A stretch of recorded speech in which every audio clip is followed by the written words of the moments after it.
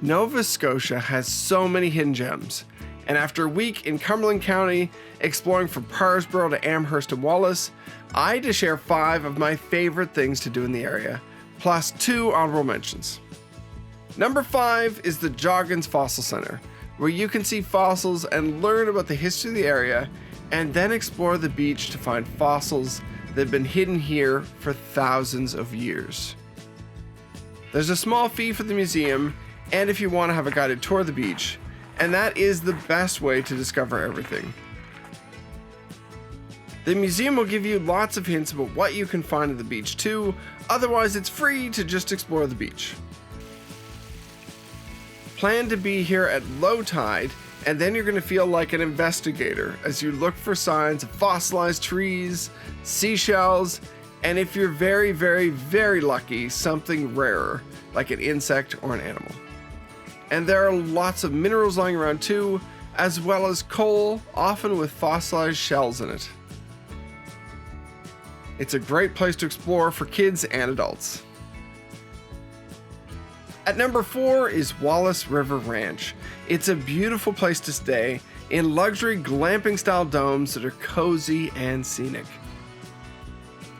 It's a short drive from Amherst and a 2-hour drive from Halifax, and it's also an ideal place to stay for a long weekend or 2 or 3 nights on a road trip. Inside you'll find everything you need to recharge with a large bed, living space by a wood stove, with a full kitchen and bathroom, plus a hot tub, barbecue, and backyard. It's open from spring to the end of the year, and it is so comfortable. And the ranch has goats and horses and a little scenic walk too. I loved exploring here and getting this taste of nature. It is wonderful. Nearby you'll find Pugwash, Malagash, a brewery, and a winery with lots of restaurants and these incredible views everywhere you turn.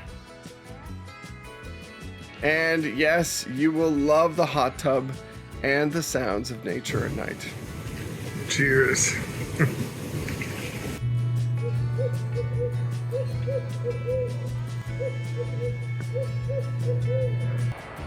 Number 3 is Cape Door. It's a rugged spot near Parrsboro with a lighthouse, and it's surrounded by cliffs. It is so quintessentially Nova Scotia, with amazing views that are seemingly everywhere in this part of the province, but Cape Door is really special. There's a bit of a steep walk from the parking lot, but it's well worth the hike down to get here and to get back out when you leave. My kind of rugged, scenic. Wow. That's as far as I'm going. There is a restaurant here. It's only open certain times of the year and for certain hours, very specific. So you can't just show up and expect it to be open. They do have a website, and they recommend that you check it out and either call them or message them to find out if you can get a reservation for a certain time. And if you don't hear back, it's not confirmed until they actually get back to you. So good to know. It is a beautiful spot to stop and have a meal and come and visit. It's also a great stop on your way to or from my number 1 place on my list. And it's beautiful in the sun, but it's also wonderfully moody and stunning in the fog. I recommend stopping no matter if it's raining, sunny, whatever's going on. Stop by and see Cape Door. Number 2 on my list is the Tidnish Suspension Bridge near Amherst, and it is a real hidden gem that's just 20 minutes from town with charming views of the river, and it's like nothing else that I saw in Cumberland County. You're gonna wanna check Google Maps to find the exact spot, and then it's a short 5-minute walk from the road to the bridge. It's also spectacular at sunrise and sunset, and when I was there in the morning, the mist was flowing out over the riverbanks. While you're in the area, you can also find a park and a beach on the Northumberland Strait, and in the summer, there's a great ice cream parlor in town as well. Okay, as far as ways to start your day go, this is pretty good.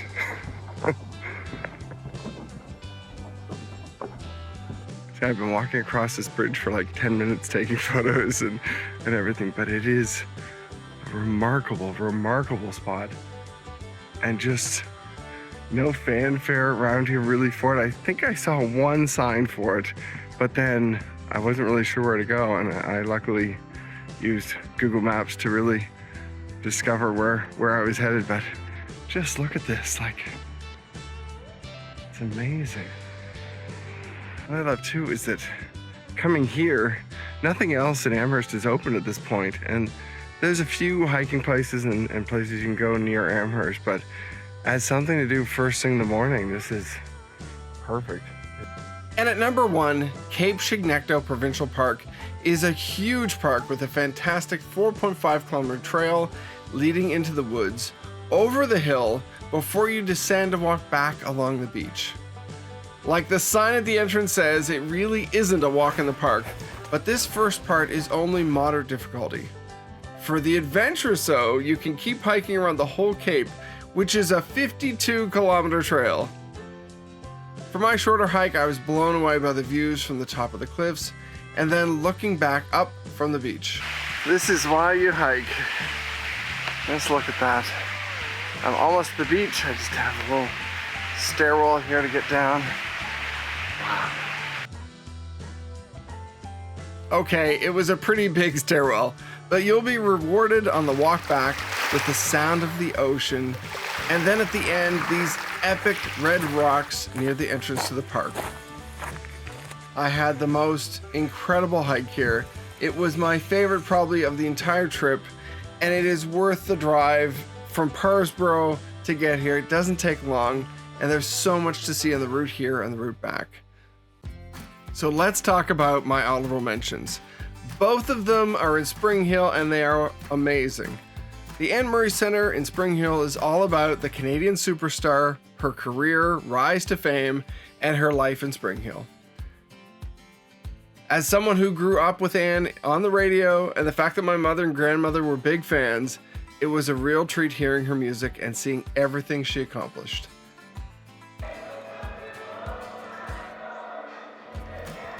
This is something you just don't see that many artists could do. It is a room full of gold and platinum records, like just every single space. And then the awards, like it's remarkable. Beyond the awards are lots of photos as well as letters from all the major music stars that she worked with and met over the years, as well as her orders of Canada and Nova Scotia. Down the road is the Springhill Coal Miners Museum, a somber but fascinating museum dedicated to the men who worked in the mine, the disasters that happened here, and it gives you a chance to learn more about what life was like here, and then go down into one of the remaining mine entrances. For the kids, it's a fun opportunity to enter what was once a real working mine, and for the adults, it's a reminder of how tough life was not that long ago. I had a little bit of both feelings being here, and I really appreciated the guide who told me all about the history, how the mine operated, as well as the story of the bumps, the disasters that caused the mine to collapse, and how they changed so many lives.